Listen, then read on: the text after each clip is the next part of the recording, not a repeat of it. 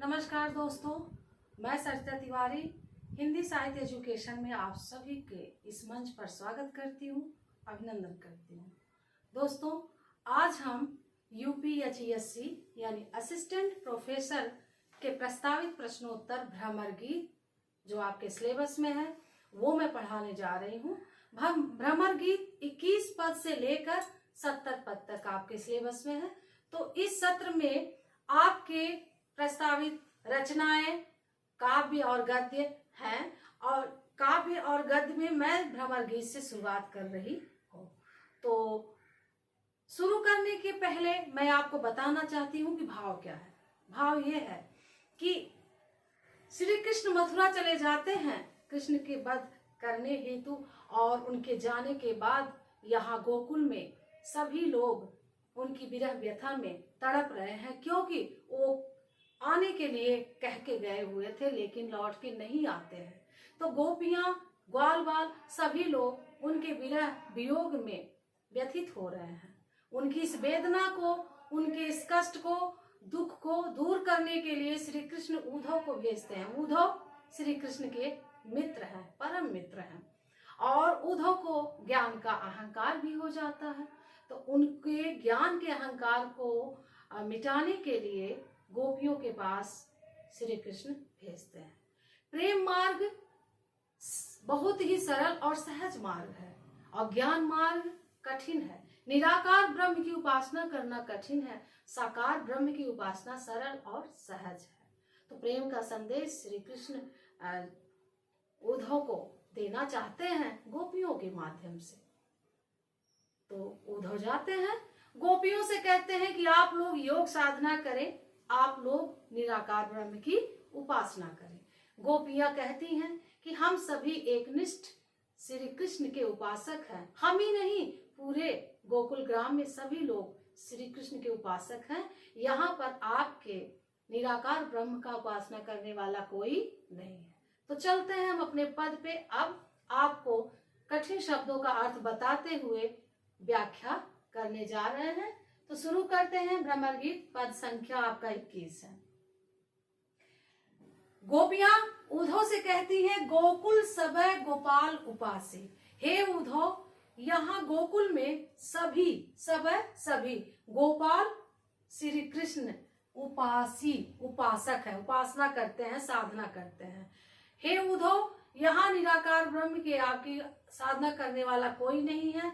यहाँ सभी लोग श्री कृष्ण के उपासक हैं और जो निराकार ब्रह्म की उपासना किए, योग अंग अष्टांग योग यानी योग के 8 अंग, यम नियम आसन प्राणायाम से समाधि तक, आत्मा और परमात्मा के मिलन को हम योग कहते हैं। लेकिन आत्मा को परमात्मा तक पहुंचने के लिए इन 8 सीढ़ियों से हो करके जाना पड़ता है, यानी 8 अंगों को अपनाना होता है।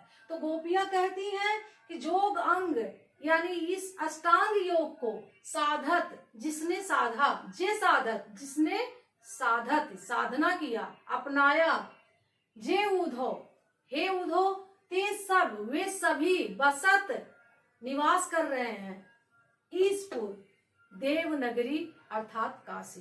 तो जिसने अष्टांग योग को अपनाया वे यहाँ पर नहीं है, वे सभी देवनगरी काशी में जाकर के निवास कर रहे हैं।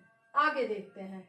यद्यप हरि हम तज अनाथ, यद्यप माना कि हरि भगवान श्री कृष्ण हम तज हमको त्याग दिया है, अनाथ कर दिया है, बेसहारा कर दिया है, कर दिया है, तदपि फिर भी रहती हम रहते हैं, चरणानि उनके चरणों में, रस राशि।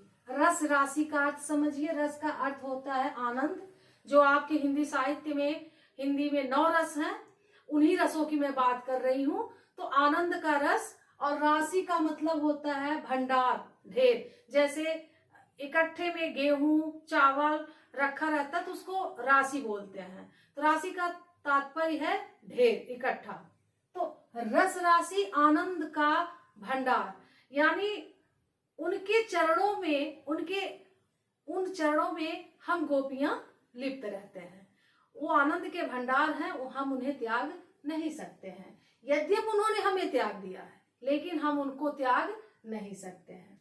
आगे देखिए, अपनी शीतलता ही ना छाड़त यद्यपि है शशि राहु गरासी। यहाँ शशि का अर्थ चंद्रमा से है। राहु एक ग्रह है जो चंद्रमा को ग्रसित कर लेता है, निकल जाता है, तब चंद्र ग्रहण लगते हैं। अब आप देखिए, अपनी शीतलता यानी मूल स्वभाव चंद्रमा का शीतलता है, तो अपनी शीतलता न छाड़त, नहीं छोड़ता है। यद्यपि माना कि है शशि राहु यानी राहु के द्वारा ग्रसित है, गरासी ग्रसित है, यानी राहु के द्वारा ग्रसित हो जाने के पश्चात भी चंद्रमा अपना मूल स्वभाव शीतलता नहीं छोड़ता है। उसी तरीके से हे उद्धव, हम सभी का जो मूल स्वभाव है श्री कृष्ण के प्रति उपासना, प्रेम, एकनिष्ठ प्रेम, तो हम अपना मूल स्वभाव कैसे छोड़ दें? हम अपना मूल स्वभाव नहीं छोड़ सकते हैं।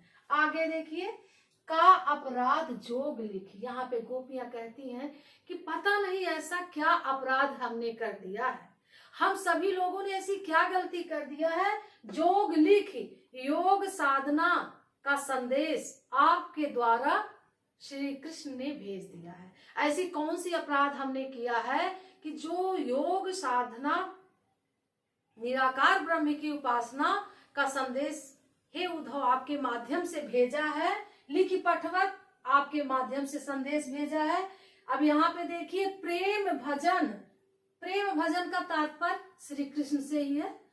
और तजी त्यागना, करत उदासी का उदास होना का तात्पर्य दुखी होना नहीं है, वैराग से संबंधित है, योग से संबंधित है। तो गोपियां कहती हैं कि हमने ऐसा क्या अपराध किया है जो योग का संदेश उद्धव आपके माध्यम से भेज दिया है, और आप ये कहते हैं कि प्रेम भजन को त्याग दे, यानी श्री कृष्ण को त्याग दे और क्या अपनाए, बैरागी हो जाए, अर्थात आपकी निराकार ब्रह्म की उपासना करें। आगे देखिए, सूरदास ऐसी को बिरहन। सूरदास जी कहते हैं कि गोपियां कहती हैं कि ऐसी कौन बिरहणी है, ऐसी को बिरहन।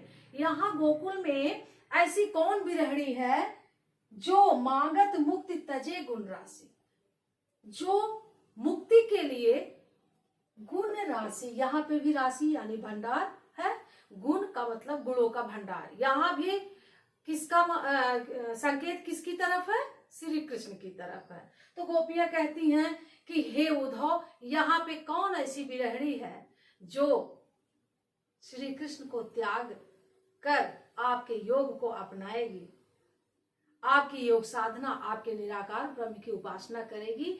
यहाँ पे ऐसी कोई बिरहणी नहीं है। बिरहणी का तात्पर्य श्री कृष्ण के प्रेम में व्यथित जो गोपियां हैं वो अपने आप को बिरहणी कह रही हैं। तो सूरदास जी कहते हैं कि यहाँ गोकुल में ऐसी कोई बिरहणी नहीं है। कौन है ऐसा जो श्री कृष्ण गुणों के भंडार श्री कृष्ण को त्याग करके हम आपकी योग साधना को अपनाएंगे, हम आपके निराकार ब्रह्म की उपासना को अपनाएंगे। यहाँ पर ऐसा कोई नहीं है। अब हम बढ़ते हैं, अलंकार के बारे में बताते हैं। गोकुल सबे गोपाल उपासी, गा अक्षर 2 बार आया है, इसलिए इसमें अनुप्रास अलंकार है। नीचे की लाइन में क्वेश्चन मार्क है, क्योंकि गोपियां यहाँ पे प्रश्न करती हैं कि यहाँ पे कोई कौन बिरहणी है, प्रश्नवाचक चिन्ह है, तो प्रश्न अलंकार है। और इस तरीके से मैंने अपनी एक कोशिश की है कि आपको समझ में आ जाए। धन्यवाद।